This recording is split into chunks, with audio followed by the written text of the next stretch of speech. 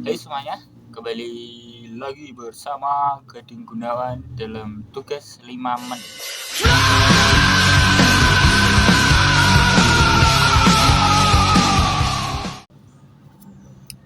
Oke semuanya, hai, saya Gading Gunawan. Di sini saya akan menjelaskan mengenai review buku.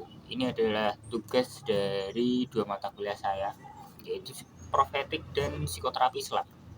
Di sini saya akan mereview 2 buah buku yang merupakan karya dari Agus Hermawan.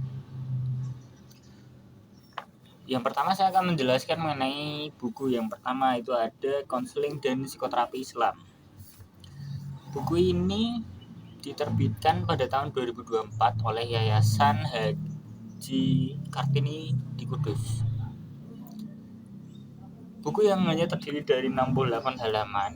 Ini mirip seperti buku saku, tidak terlalu tebal dan bisa dibawa kemana-mana.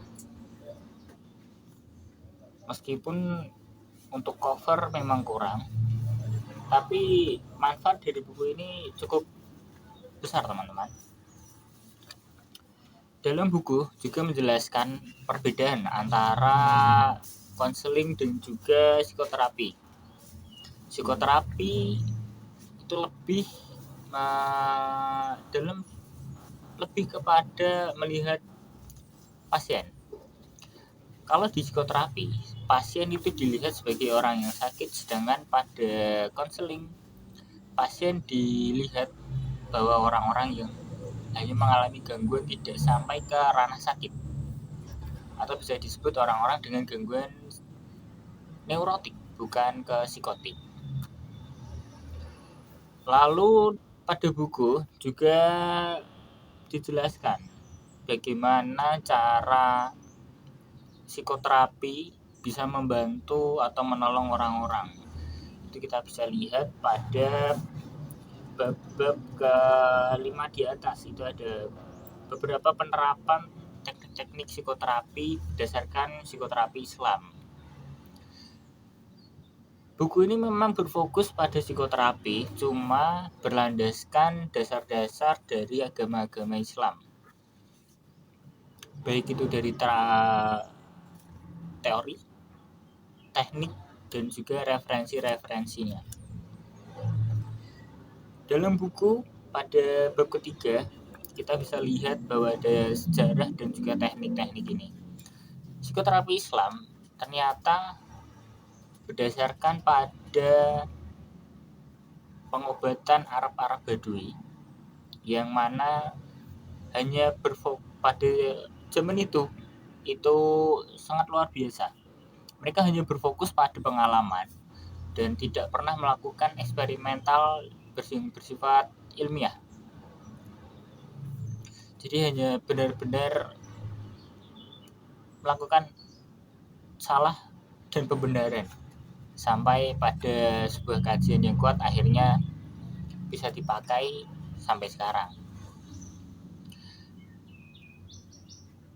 Cukup unik bisa dikatakan bahwa psikoterapi bukan hanya berfokus pada ilmu-ilmu atau teori-teori dari barat. Ternyata di Islam sendiri memiliki teori dan juga cara terkait penyembuhan dari gangguan-gangguan neurotik dan juga psikotik.